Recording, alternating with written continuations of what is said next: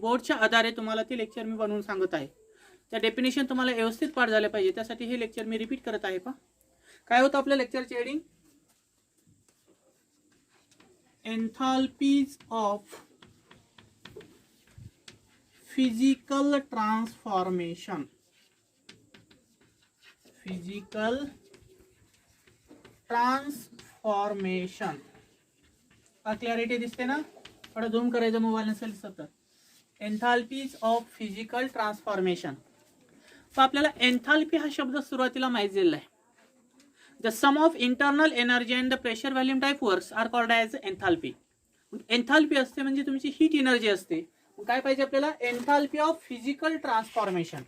Physical म्हणजे एखाद्या सबस्टन्सची भौतिक अवस्था जी असते ज्याला आपण फिजिकल स्टेट म्हणतो, त्याचे एका स्टेटमधून दुसऱ्या स्टेटमध्ये कशा प्रकारे ट्रान्सफर होतं किंवा ट्रान्सफॉर्मेशन होतं आणि त्याच्यामध्ये एनर्जी ॲब्सॉर्ब होते का रिलीज होते, त्याचा स्टडी आपल्याला ह्या लेक्चरमध्ये करायचे. याच्यामध्ये वेगळ्या प्रकारचे काही बेसिक डेफिनेशन आहेत ते आपल्याला एन्थाल्पी फॉर्ममध्ये स्टडी करायचे आहेत. Enthalpy means increase in energy or decrease in energy. Heat energy absorb करत असेल तर डेल्टा एच ची व्हॅल्यू काय असेल, पॉझिटिव्ह असेल, आणि हीट एनर्जी रिलीज होत असेल तर डेल्टा एच ची व्हॅल्यू काय असते, तुमची निगेटिव्ह असते. Means enthalpy of physical transformation. त्या एन्थाल्पी ऑफ फिजिकल ट्रान्सफॉर्मेशन मध्ये आपल्याला शिकायचं आहे फर्स्ट पॉइंट आहे त्याच्यामध्ये, enthalpy of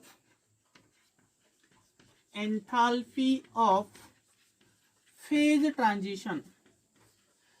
enthalpy of phase transition कशाला म्हणायचं. फेज म्हणजे त्या सबस्टन्सची स्टेट असते आणि ट्रान्झिशन म्हणजे त्याचं एका स्टेटमधून दुसऱ्या स्टेटमध्ये कशा प्रकारे रूपांतर होतं त्याला आपल्याला याच्यामध्ये स्टडी करायचे. What is means bye enthalpy of phase transition, की फेज ट्रान्झिशन कशाला म्हणायचं. अ process in which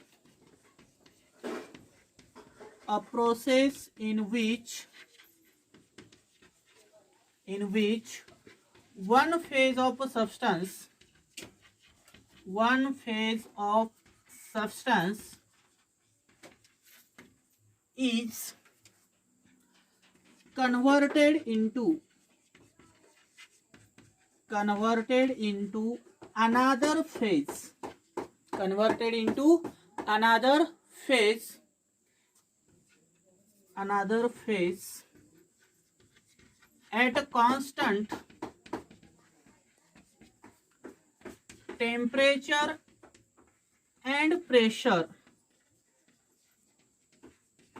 at a constant temperature and pressure. Without change in chemical composition.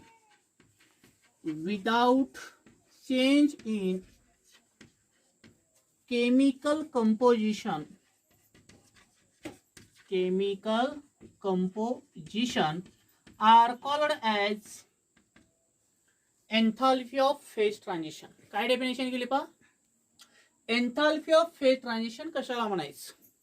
Enthalpy म्हणजे हीट आहे, फेज म्हणजे त्या सबस्टन्सची स्टेट आहे, आणि ट्रान्झिशन म्हणजे एका स्टेटमधून दुसऱ्या स्टेटमध्ये कशा प्रकारे ट्रान्सफॉर्मेशन होतं ते आपल्याला पाहिजे. A process in which one phase of a substance is converted into another phase at a constant temperature and pressure without change in chemical composition are termed as enthalpy of phase transition. अशी एक chemical process आहे की त्याच्यामध्ये सबस्टन्सचे एका स्टेटचं रूपांतर दुसऱ्या स्टेटमध्ये होत असताना टेम्परेचर आणि प्रेशर जर कॉन्स्टंट ठेवलं तर त्याचं केमिकल कंपोजिशन चेंज न होता एका स्टेटचं दुसऱ्या स्टेटमध्ये जर रूपांतर होत असेल तर त्याला आपण एन्थाल्पी ऑफ फेज ट्रान्झिशन म्हणतो. म्हणजे ज्या रासायनिक अभिक्रियेमध्ये किंवा ज्या रासायनिक प्रक्रियेमध्ये जर एखाद्या सबस्टन्सचं एका स्टेटमधून दुसऱ्या स्टेटमध्ये रूपांतर होत असताना त्याचं केमिकल कंपोजिशन चेंज होत नाही, पण केव्हा जर टेम्परेचर आणि प्रेशर कॉन्स्टंट असेल तर त्या प्रोसेसला काय म्हणायचं, एन्थाल्पी ऑफ फेज ट्रान्झिशन. लक्षात डेफिनेशन एकदम सोपे आहे, पाठ करायचे सर्वांनी. अ process in which one phase of a substance is converted into another phase at a constant temperature and pressure without change in chemical composition are called as enthalpy of phase transition. But this enthalpy of phase transition having their different types, की त्याच्यामध्ये वेगळ्या प्रकारचे types आहेत ते आपल्याला firstly study करायचे. त्याच्यामध्ये first types आहे enthalpy of fusion. Enthalpy of fusion कशाला म्हणायचं. This enthalpy of fusion are indicated by the symbol delta H fuse. Enthalpy of fusion हा कशाने इंडिकेट केलेला आहे, डेल्टा एच फ्यूज या सिम्बॉलने आपण इंडिकेट करतो. फ्युजन म्हणजे मेल्टिंगची प्रोसेस असते आणि याच्यामध्ये जनरल लक्षात राहू द्या की सॉलिड स्टेटचं रूपांतर जर आपल्याला डायरेक्ट लिक्विड स्टेटमध्ये करायचं असेल तर त्या प्रोसेसला आपण मेल्टिंग किंवा फ्युजन प्रोसेस म्हणतो. Means in fusion process generally solid state is converted into liquid state. मग याच्यामध्ये एन्थाल्पीची डेफिनेशन करत असताना एक मोल सबस्टन्स कन्सिडर करायचं. मग कशी डेफिनेशन करणार पहा. The enthalpy change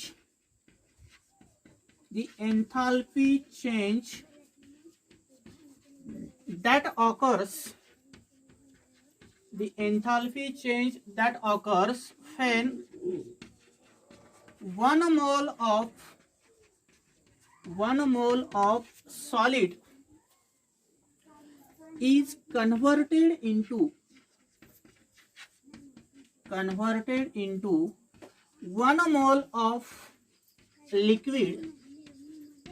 1 mole of liquid at a constant temperature and pressure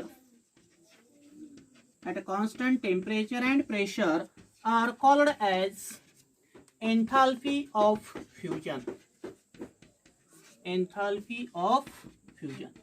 एकदम सोपी डेफिनेशन आहे. सर्वांची डेफिनेशन मी सेम फॉर्म मध्ये रिप्रेझेंट करतो म्हणजे तुम्हाला एक लक्षात येईल. द एन्थाल्पी चेंज म्हणजे हीट एनर्जी तो काहीतरी ऍब्सॉर्ब करणार आहे किंवा इव्हॉल्व होणार आहे. याच्यामध्ये फ्युजन आहे म्हणजे ऍब्सॉर्ब करतो. The enthalpy change that occurs. केव्हा एन्थाल्पी चेंज होणार आहे. when 1 mole of a solid is converted into 1 mole of a liquid at a constant temperature and pressure are called as enthalpy of fusion.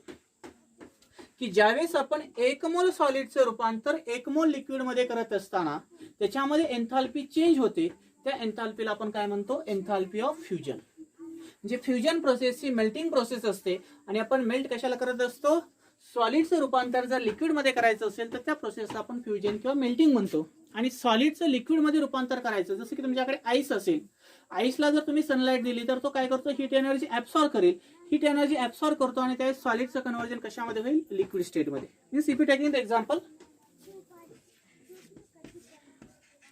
H2O in solid state म्हणजे ice असेल at 0 degree Celsius and 1 atm pressure. किती pressure आहे, 1 atm pressure आहे म्हणजे 1 atmospheric pressure आहे. त्यावेळेस ice काय करेल, हीट एनर्जी ऍब्सॉर्ब करेल आणि त्याचं लिक्विड मध्ये रूपांतर होईल. Means ice is converted into liquid water is the selective example of enthalpy of fusion. की तुमचा जो आईस असेल तो हीट एनर्जी ऍब्सॉर्ब करतो आणि हीट एनर्जी ऍब्सॉर्ब केल्यानंतर सॉलिडचं रूपांतर डायरेक्ट द्रवामध्ये होतं म्हणजे लिक्विड स्टेटमध्ये होतं. त्यावेळेस तो एनर्जी हीट एनर्जी ऍब्सॉर्ब करतो. म्हणजे डेल्टा एच फ्युजनची जर व्हॅल्यू पाहिली, ऍब्सॉर्प्शन आहे म्हणजे पॉझिटिव्ह असेल आणि साधारण ती व्हॅल्यू किती लागते, 6.01 किलो ज्यूल पर मोल. ही व्हॅल्यू लक्षात ठेवायची पहा. एन्थाल्पी ऑफ फ्युजनची व्हॅल्यू किती आहे, प्लस 6.01 किलो ज्यूल पर मोल. आणि काय एक्झाम्पल आहे, ice is converted into liquid water at 0 degree Celsius and 1 atmospheric pressure. Screenshot काढून घ्या.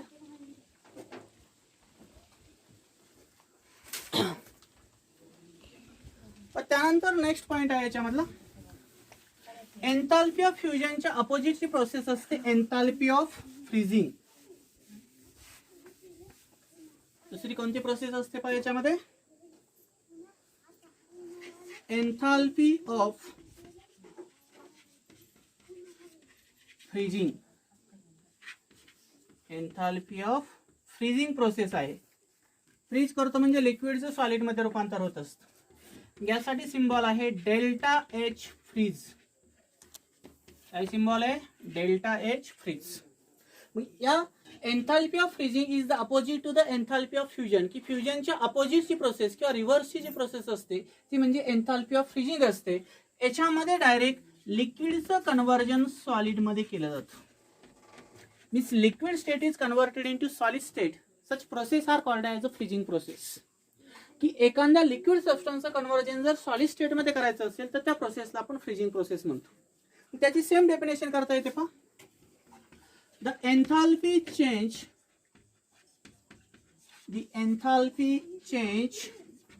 that occurs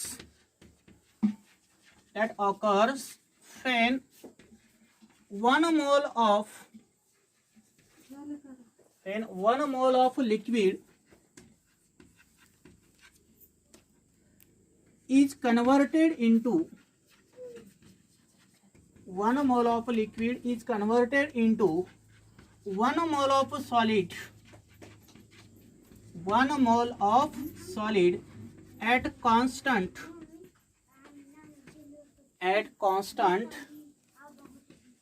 temperature and pressure are called as enthalpy of freezing. काय definition सांगितली पहा? The enthalpy change that occurs when 1 mole of liquid is converted into 1 mole of solid at a constant temperature and pressure are called as enthalpy of freezing. Enthalpy change म्हणजे heat energy काय होणार आहे, त्याच्यामधनं release होणार आहे, कारण freezing process आहे, कारण लिक्विडचं आपल्याला सॉलिडमध्ये रूपांतर करायचे. याच्यामध्ये एन्थाल्पी चेंज होते म्हणजे हीट एनर्जी रिलीज होते. पण केव्हा? That occurs when 1 mole of liquid is converted into 1 mole of solid. की 1 मोल लिक्विडचं कन्व्हर्जन आपल्याला 1 मोल सॉलिडमध्ये करत असताना टेम्परेचर आणि प्रेशर ही टर्म जर कॉन्स्टंट ठेवली तर त्याच्यामधनं हीट एनर्जी इव्हॉल्व होणार आहे. त्या प्रोसेसला काय म्हणतो आपण? Enthalpy of freezing. If you taking the example, liquid water means H2O in liquid state at 0 degree Celsius and 1 atm pressure is converted into H2O in solid state. म्हणजे ice आहे की लिक्विड वॉटरचं कन्व्हर्जन जर ice मध्ये केलं तर त्याच्यामध्ये heat energy liberate होते. म्हणजे डेल्टा एच फ्रीज जर पाहिला तर मायनस येईल, कारण इव्हॉल्व होते हीट एनर्जी, आणि किती असेल? 6.01 किलो जूल पर मोल. तर ही झाली तुमच्या फ्युजनच्या अपोजिटची प्रोसेस. इथं फक्त लिक्विड स्टेट घ्यायचं, इकडं सॉलिड. पहिल्यामध्ये काय होतं? इथं सॉलिड होतं, इकडे लिक्विड होतं. त्याच्यात प्लस 6.01 किलो जूल होती. आता ह्याच्यामध्ये काय आहे? मायनस कशामुळे घेतली? कारण इथं हीट एनर्जी लिबरेट होते म्हणजे इव्हॉल्व होते, आणि तिथं प्लस कशामुळे होतं की तो हीट एनर्जी काय करतो? ऍब्सॉर्ब करतो. स्क्रीनशॉट काढून घ्या. पण त्यानंतर तिसरी प्रोसेस आहे. What is means by enthalpy of vaporization?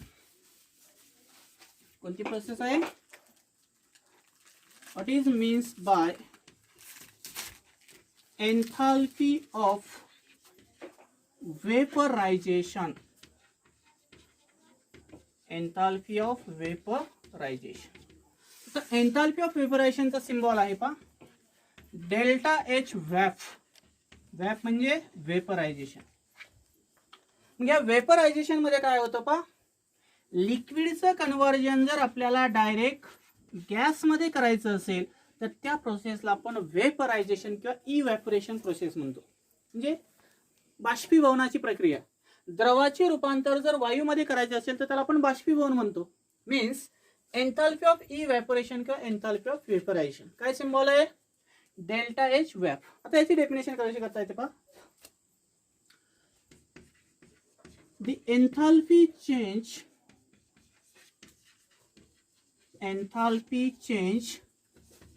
that accompanying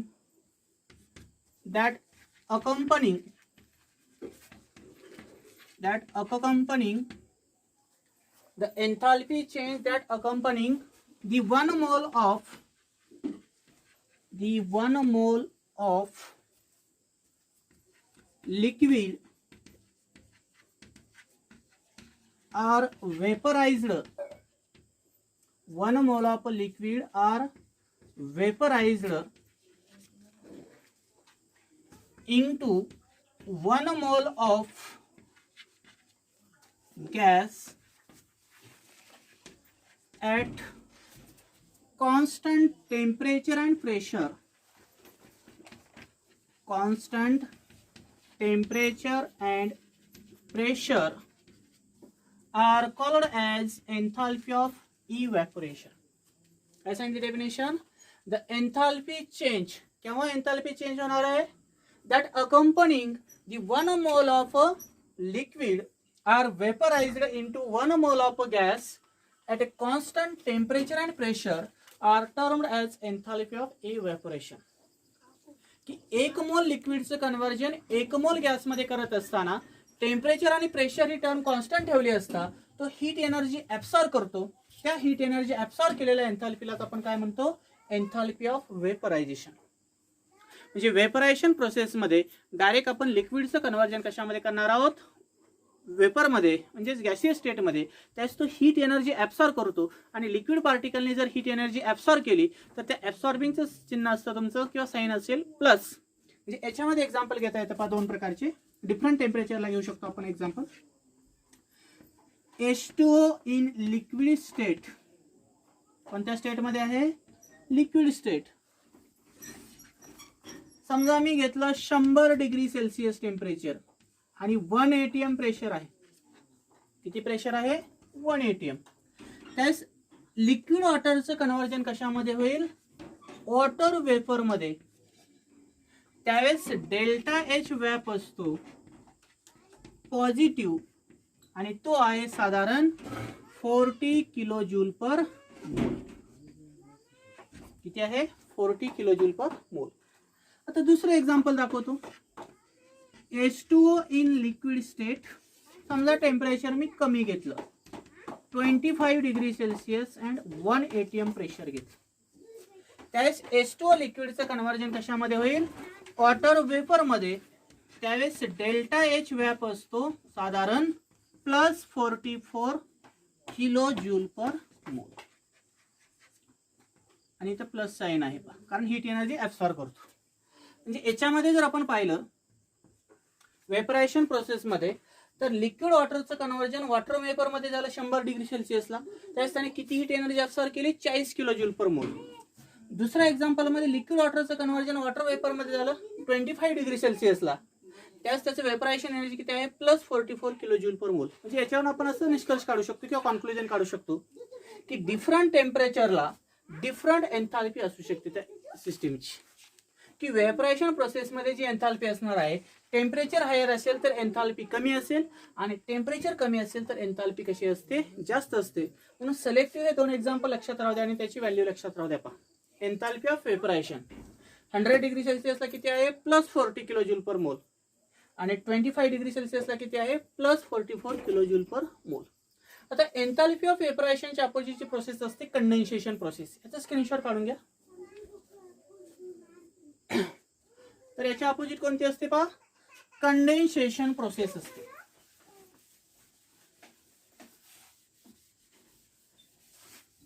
कोणती प्रोसेस असते याच्या अपोजिट? कंडेन्सेशन. म्हणून सेकंड लास्ट प्रोसेस आहे enthalpy of condensation.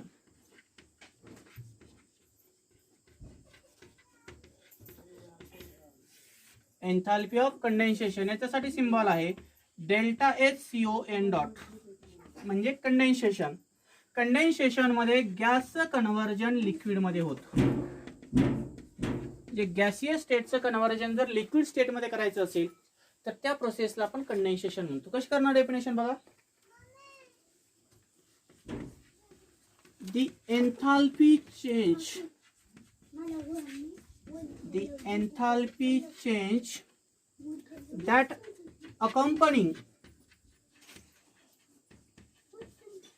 that accompanying the 1 mole of काय लिहितं बघा? 1 mole of gas is converted into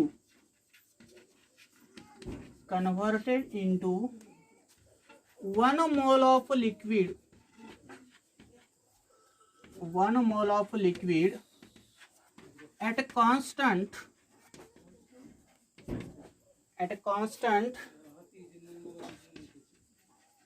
temperature and pressure are called as enthalpy of condensation. तर काय डेफिनेशन आहे याची? द एन्थाल्पी चेंज, काहीतरी एन्थाल्पी याच्यामध्ये इव्हॉल्व होणार आहे कारण कंडेन्सेशन आहे आणि इव्हॅपोरेशन मध्ये काय झालं? हीट एनर्जी ऍब्सॉर्ब केली. इथे एन्थाल्पी काय होणार आहे? इव्हॉल्व होणार आहे. That अकंपनी the 1 mole of gas is converted into 1 mole of liquid at a constant temperature and pressure are called as enthalpy of condensation. की 1 मोल गॅसियस स्टेटचं कन्व्हर्जन 1 मोल लिक्विड मध्ये करत असताना टेम्परेचर आणि प्रेशर ही टर्म जर कॉन्स्टंट ठेवली तर त्याच्यामधनं काहीतरी हीट एनर्जी इव्हॉल्व होणार आहे आणि इव्हॉल्व झालेली जी हीट एनर्जी आहे त्या प्रोसेसला आपण काय म्हणतो enthalpy of condensation. If you taking the example H2O in gaseous state at 0 degree Celsius and 1 atmospheric pressure is converted into H2O in liquid state.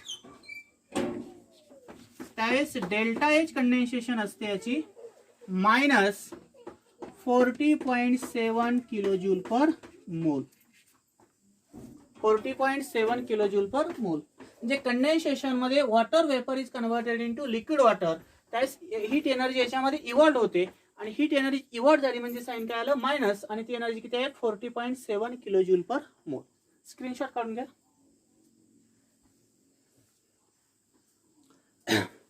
आता शेवटचा महत्वाचा पॉइंट राहिला सगळं एकदा रफ करतो बा. एकदम महत्वाचा पॉइंट आहे. What is means bye enthalpy of sublimation.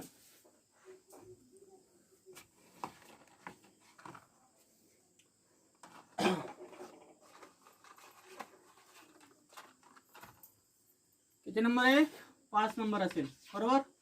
पहा enthalpy of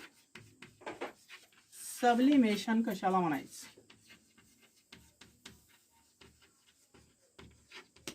enthalpy of sublimation याच्यासाठी सिंबल आहे delta H sub.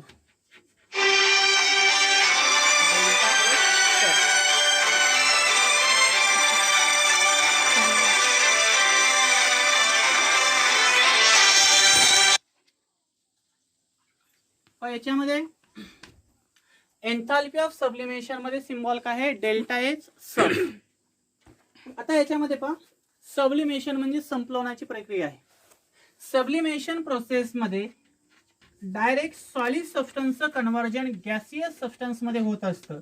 Means solid state is directly converted into liquid gaseous state without passing through the liquid state are called as a sublimation process. तुम्ही 8वी 9वीला शिकत आलेला पाहत. What is means by sublimation. संपवण्याची प्रक्रिया कशाला म्हणायचं. तुमच्या घरामधला कापूर असेल ज्याला आपण कॅम्फर म्हणतो. कापूर कोणत्या स्टेटमध्ये असतो सॉलिड स्टेटमध्ये. त्याला जर आपण बर्न केलेलं असेल तर डायरेक्ट त्या कापूरचं म्हणजे कॅम्फरचं सॉलिडचं कन्व्हर्जन डायरेक्ट वेपरमध्ये होत असतं. Means a process in which solid substance is converted into gaseous state without passing through the liquid state are called as a sublimation process. की अशी एक केमिकल प्रक्रिया आहे की ज्याच्यामध्ये स्थायू पदार्थाचं रूपांतर डायरेक्ट वायूमध्ये होते द्रवामध्ये न होता त्या प्रोसेसला आपण सब्लिमेशन प्रोसेस म्हणतो. तेच आपल्याला काय पाहिजे इथं एन्थाल्पी ऑफ सब्लिमेशन कशाला म्हणायचे पाहिजे. एकदम छोटीशी डेफिनेशन आहे. The enthalpy change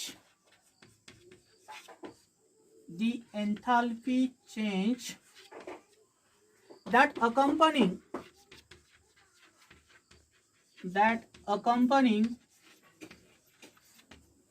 the 1 mole of solid is converted into 1 mole of gas at constant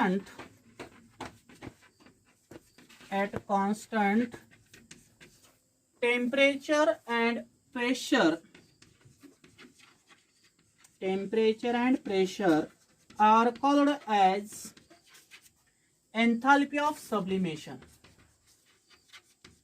called as enthalpy of sublimation. एकदम छोटीशी डेफिनेशन शॉर्ट मध्ये सांगितली पहा जे की तुम्हाला एक्झाम मध्ये लिहिता येईल इझिली. द एन्थाल्पी चेंज काहीतरी इथे हीट एनर्जी तो ऍब्सॉर्ब करणार आहे किंवा that accompanying the 1 mole of solid is converted into 1 mole of gas at a constant temperature and pressure are called as enthalpy of sublimation. की ज्या प्रक्रियेमध्ये direct solid पदार्थाचं रूपांतर हे गॅसियस पदार्थामध्ये होत असताना टेम्परेचर आणि प्रेशर ही टर्म जर आपण कॉन्स्टंट ठेवली तर त्याच्यामध्ये तो काहीतरी हीट एनर्जी ऍब्सॉर्ब करणार आहे आणि ऍब्सॉर्ब झालेल्या त्या हीट एनर्जीला आपण काय म्हणतो, enthalpy of sublimation. But this enthalpy of sublimation are takes place in one steps or two steps. की एन्थाल्पी ऑफ सब्लिमेशनची जी प्रोसेस आहे ती सिंगल स्टेपमध्ये प्रोसीड होत असेल किंवा मल्टी स्टेपमध्ये, but there absorbing heat energy are same. जसे की हेसिस लॉ आपण या टॉपिकमध्ये शिकणार आहोत. त्याच्यामध्ये सांगितलं जातं पहा, एखादी केमिकल रिॲक्शन ही एका स्टेपमध्ये होत असेल किंवा मल्टी स्टेपमध्ये होत असेल, पण त्याच्यासाठी लागणारी जी एनर्जी असते ती सारखी असते, त्याला आपण हेसिस समेशन लॉ म्हणत असतो. तसं इथं सेम कंडिशन आहे पहा. Because enthalpy is a state function due to there in one step or multi step having the absorbing energy are same. की तो रिॲक्शन एका स्टेपमध्ये होत असेल किंवा मल्टी स्टेपमध्ये होत असेल, पण जी काही एनर्जी तो ऍब्सॉर्ब करणारा सॉलिड सबस्टन्स ती एनर्जी काय असणार आहे, सिंगल स्टेपमध्ये किंवा मल्टी स्टेपमधली कशी असते, सारखी असते. Because enthalpy is a state function and it depends on their initial and final step and independent on their path. की एन्थाल्पी हे इनिशियल आणि फायनल स्टेटवर डिपेंड असते, म्हणून हे स्टेट फंक्शन आहे आणि पाथवर ते इंडिपेंडंट असतं, म्हणून ही रिॲक्शन मल्टी स्टेपमध्ये देखील होऊ शकते. सुरुवातीला आपण सिंगल स्टेपचं एक्झाम्पल पाहणार आहोत. काय सिंगल स्टेपचं एक्झाम्पल पहा. H2O सॉलिड आहे म्हणजे आईस आहे, इज कन्व्हर्टेड इनटू, समजा 0 डिग्री सेल्सिअस आणि 1 ॲटमॉस्फेरिक प्रेशर आहे, कन्सिडर करा. त्यास H2O solid is converted into water vapour. त्यावेळेस डेल्टा एच सब्लिमेशनची व्हॅल्यू आहे. सॉलिड आहे म्हणजे तो हीट एनर्जी ऍब्सॉर्ब करतो आणि वॉटर वेपरमध्ये कन्व्हर्जन होतं डायरेक्ट, लिक्विडमध्ये न होता. त्यावेळेस याची एनर्जी आहे ऍब्सॉर्बिंग म्हणजे प्लस 51.08 किलो ज्यूल पर मोल. इथे आहे 51.08 किलो ज्यूल पर मोल. आणि ही व्हॅल्यू सर्वांना पाठ करावं लागते पहा. कॉम्पिटेटिव्ह एक्झाम मध्ये बऱ्याच वेळेस या व्हॅल्यूवर क्वेश्चन विचारतात.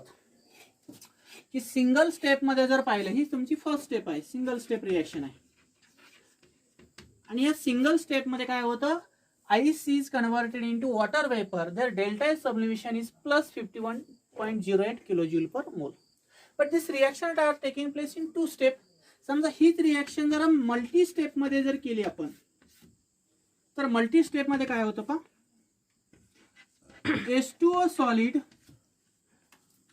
is converted into H2O liquid. H2O सॉलिडचं जर H2O लिक्विड मध्ये कन्व्हर्जन केलं आपण 0 डिग्री आणि 1 ॲटमॉस्फेरिक प्रेशरला, तर सॉलिडचं कन्व्हर्जन जर लिक्विड मध्ये होत असेल तर त्याला आपण फ्युजन म्हणतो. त्यास किती व्हॅल्यू सांगितली होती मी तुम्हाला, 6.01 किलो जूल पर मोल, बरोबर. फ्युजन प्रोसेस ही झाली फर्स्ट स्टेप. मल्टी स्टेप मधली सेकंड स्टेप काय आहे, H2O liquid is converted into water vapour. नंतर लिक्विडचं कन्व्हर्जन कशामध्ये झालं, वॉटर वेपर मध्ये झालं. सेम कंडिशनला लिक्विडचं कन्व्हर्जन वेपर मध्ये होतं म्हणजे इव्हॅपोरेशन प्रोसेस असेल, म्हणजे इथे काय येईल, डेल्टा एच वॅफ. ती व्हॅल्यू जर आपण साधारण घेतली तर 45.07 किलो जूल पर मोल आहे. सेकंड स्टेपची व्हॅल्यू किती आहे, प्लस 45.07 किलो जूल पर मोल, आणि फर्स्ट स्टेपची किती आहे, प्लस 6.01 किलो जूल पर मोल. म्हणजे सब्लिमेशनची सिंगल प्रोसेस झाली तर किती एनर्जी लागली, प्लस 51.08 किलो जूल पर मोल. कारण डायरेक्ट याच्यामध्ये काय केलं, सॉलिडचं रूपांतर गॅसियस स्टेट मध्ये केलं. तीच प्रोसेस आपण मल्टी स्टेप मध्ये पाहिली, म्हणजे टू स्टेप मध्ये पाहिली. इथं फर्स्ट स्टेपला सॉलिड आईसचं कन्व्हर्जन आपण लिक्विड वॉटर मध्ये केलं, म्हणजे सॉलिडचं लिक्विड मध्ये कन्व्हर्जन होत असेल तर फ्युजन म्हणतो, ज्याला आपण डेल्टा एच फ्यूज म्हणतो, आणि त्याची व्हॅल्यू आली प्लस 6.01 किलो जूल पर मोल. सेकंड स्टेप मध्ये जो लिक्विड वॉटर आहे त्याचं कन्व्हर्जन आपण वॉटर वेपर मध्ये केलं, म्हणजे डेल्टा एच वेपरायझेशन प्रोसेस असेल, त्याची एनर्जी आहे प्लस 45.07 किलो जूल पर मोल. याच्या आधारे आपल्याला असं कम्पेअर करता येतं, इथला लिक्विड वॉटर आणि इथला लिक्विड वॉटर कॅन्सल होईल, खाली शिल्लक काय राहिला, H2O इन सॉलिड स्टेट आणि H2O in gaseous state. That is equal to, इथं काय येईल, delta H fusion plus delta H vaporisation म्हणजे काय असतो, डेल्टा एच सब्लिमेशन असतो. 59.8, 0 ला 0 पॉइंट आहे तसा राहील, 6 5 11, 12 1, 4 1 5, म्हणजे इथली व्हॅल्यू देखील किती आली पहा, 51.08 kilo joule per mole. Because this delta H fusion plus delta H vaporisation is equal to delta H sublimation आहे. म्हणून इथं लिक्विड वॉटर आणि लिक्विड वॉटर कॅन्सल झाला, इथं शिल्लक काय राहिला सॉलिड आईस आणि इकडे वॉटर वेपर. त्या दोघांची बेरीज केली मग डेल्टा फ्युजन प्लस वेपरायझेशन म्हणजे सब्लिमेशन असते आणि त्याची व्हॅल्यूची बेरीज केली तर किती आली 51.08. मग सिंगल स्टेपची रिएक्शन असो किंवा मल्टी स्टेपची रिएक्शन असो त्याची ऍब्सॉर्बिंग हीट एनर्जी सेम आहे हे आपण हेसेस लॉच्या आधारे प्रूव्ह करणार आहोत. म्हणून हे एन्थाल्पी हे काय आहे तुमचं स्टेट फंक्शन आहे, लक्षात राहू द्या. आता एक डायग्राम आहे याचा स्क्रीनशॉट काढून घ्या.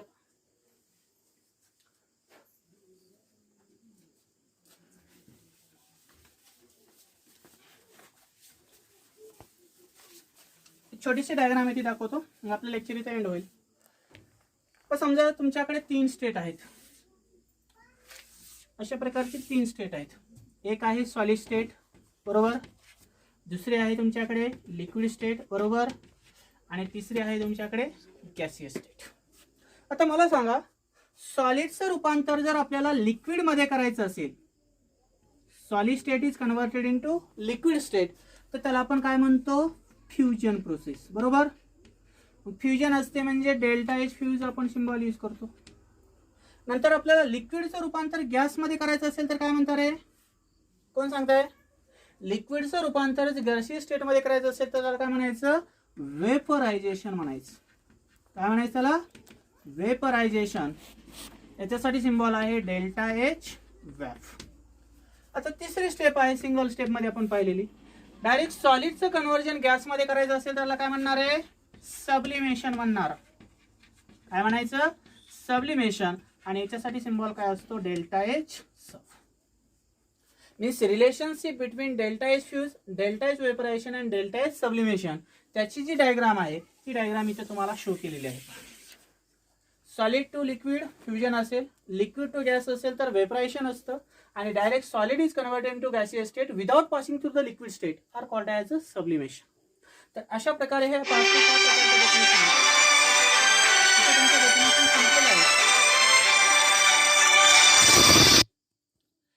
ते 5 प्रकारच्या डेफिनेशन इथे संपलेलं आहे तुमच्या. उद्याच्या लेक्चरमध्ये आपण नेक्स्ट पॉईंट पाहू, enthalpy of atomic and molecular changes. Thank you.